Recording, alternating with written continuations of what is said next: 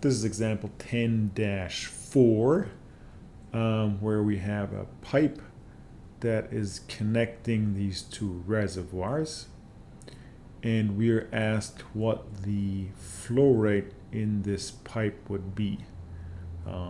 So let's have a look at the system, right? So we have a reservoir here, we have the pipe that's going down and then has like a free outfall into whatever this river or something is down here. Now remember, it doesn't matter what the pipe does doing up and down here, really only the endpoints matter. So we will go from point A at the surface here to somewhere down there. Right? For that, we need our energy equation. So we can say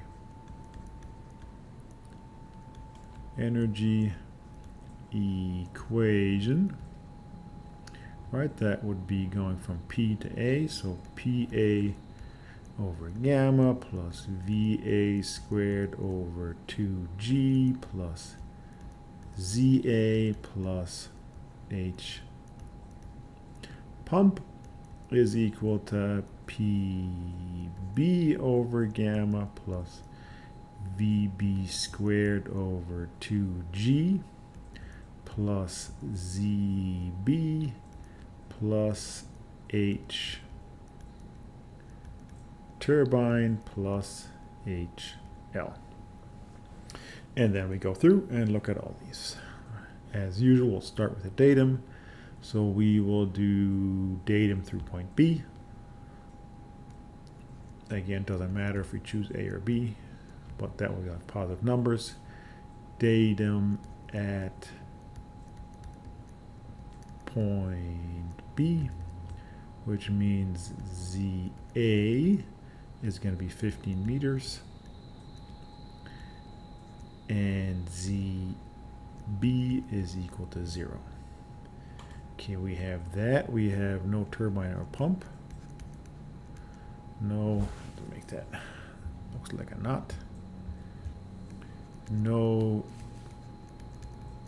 turbine or pump, which means H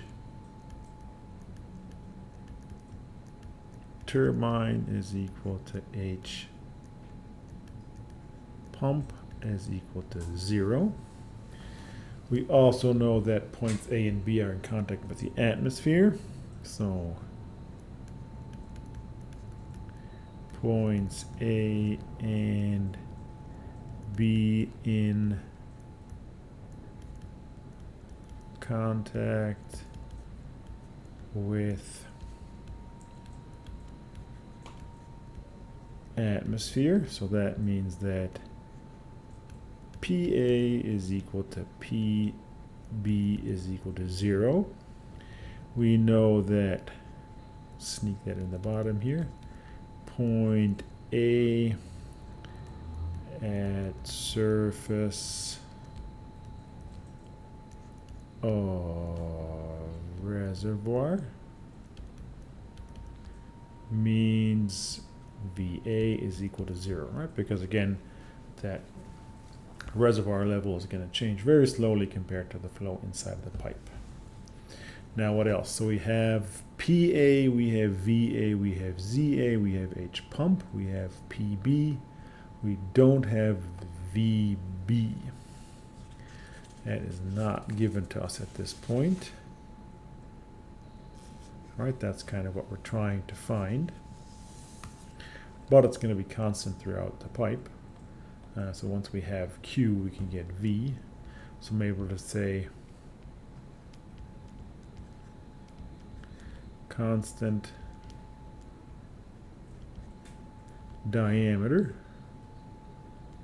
So we have VB is equal to VA, to V. VA is of course different. And then ZB we have, H turbine we have, so let's use our loss term. So we just use Darcy-Weisbach. Darcy-Weisbach, all right, that means HL equal to F times L over D times V squared over 2G. And now the tricky part is that we can't find F, right? Because for F, we need to have the Reynolds number, but we can't calculate the Reynolds number because we don't know the velocity. So what we'll do, we'll have to use the iterative approach. So what we'll have to do, we'll have to find a expression for the velocity in terms of F. So maybe we'll just leave it as this for now. But if we go back to our energy equation, right? So we said that PA was equal to 0. We said that VA was equal to 0. We have ZA. H pump was equal to 0. PB was equal to 0. We have our V squared over 2G term. Then ZB was equal to 0. Turbine was equal to 0 plus HL. Right, that means we get ZA is equal to V squared over 2G plus HL. Now we can write HL in the terms that we just figured out. So V squared over 2G plus F times L over D times V squared over 2G. That means what? That means we can multiply by 2G. We can, right? So we'd have 2 times G times ZA is equal to V squared plus F times L over D times V squared. That would be equal to V squared times 1 plus F times L over D, which of course means that we can solve that for V. So we can say then V would be square root of 2 times G times ZA over 1 plus F times L over D. Right, that would be the expression that we have. And now what we do is we go ahead and we assume an F to start out with, and then we start iterating to seeing if that F was good or not. So let's say we assume an F of assume F is equal to 0.03. That's kind of in the middle of stuff. To start iteration. All right, so if we do that, we can take our expression there and plug in the values. So we'd have V is equal to square root of 2 times 9.81 meters per second squared times ZA, which was 15 meters. We divide this by 1 plus the F that we just assumed, 0.03. We have a length of 100 meters. And what's our diameter? 400 millimeters, big pipe. So 0.4 meters. And if we plug that in, we get 5.884176 meters per second. All right, so now that we have the velocity, we can find the Reynolds number. So we can say R E is equal to rho times V times D over mu.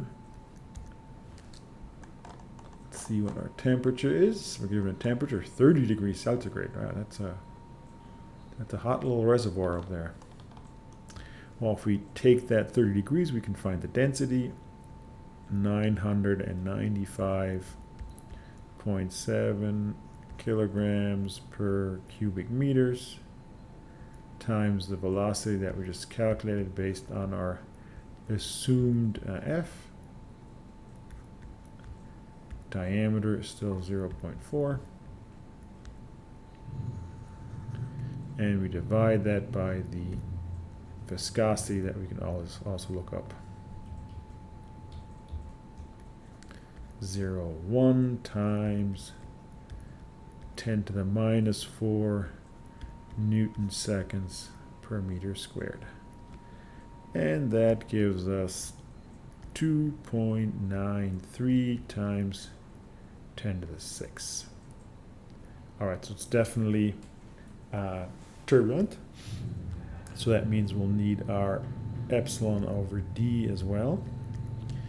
Now let's see what our epsilon is. Concrete pipe, we're given that epsilon is 0.8 meters. Millimeters, I'm sorry. 0.8 millimeters, and we're given a diameter of 400 millimeters. So we get a epsilon over d of 0.002. So now with these two, we can go into our Moody diagram, which I have right here. All right, so we said down here, that would be 2.9 times 10 to the 6. That's kind of hard to see sometimes, but it's just below 3. And then we said 0.02, that's that green one right there. So we just have to find the intersection. It's pretty flat here, so we're not going to have much impact. So we have 0.02123 and 3 and a little bit. 3 maybe halfway across, right? So that'd be 0. Maybe put that in there. 0.023, right? 1, 2, 3, and then maybe half. So 0.0235. So maybe we'll start down here. From Moody diagram, we get F is equal to 0.0235. Now we went in with 0.003, so that's not exactly the same. So let's do another iterative step and see where we go. All right, so now we can go in and punch our velocity in again. Now this is of course something that here I'm doing by hand, but this is perfectly set up to be done in Excel or any kind of other spreadsheet software. We're just recalculating the velocities all the time. So this is still 2 times 9.81 meters per second squared times the ZA, right? That was our height difference, was 15 meters. Divided by 1 plus now the new F that we found. Nope, not 6, but 5. Times the length divided by the diameter. And that gives us 6.54273 meters per second. Then we do the Reynolds number again. And that's then the density 9957 kilograms per meter cubed times the velocity 65427 meters per second, and then the diameter 0.4 meters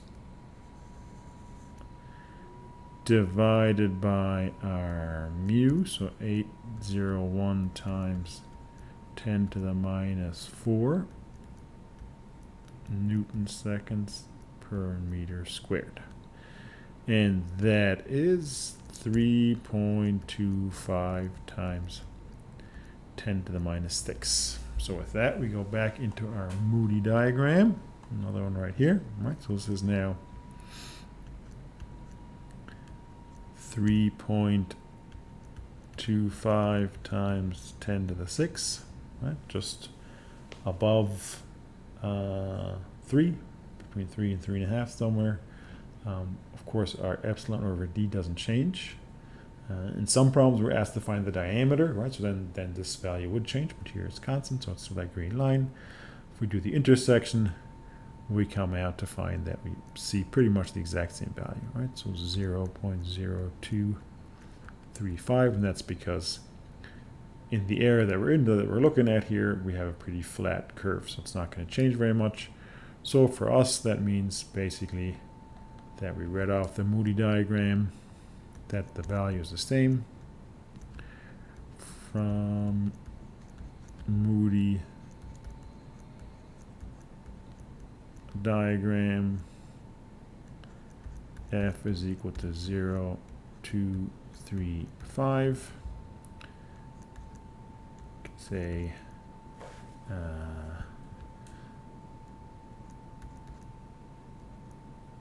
so maybe the same as before. Same as last iteration. It means we're done. Which means we now just need to find the flow rate. So Q is equal to V times A is equal to V times pi over 4 times d squared is equal to 6.5254273 meters per second times pi over 4 times 0.4 meters squared, and that gives me 0.82218 cubic meters per second, or with 3 significant digits, 0.822 cubic meters per second. Right, and so that will be the flow rate that we get if we connect these two reservoirs by this 100-meter long pipe that has a diameter of 400 millimeters. Right, so to find that, we had to set up the energy equation and then do some iteration with the Darcy-Weisbach equation and the Moody diagram to find the right value.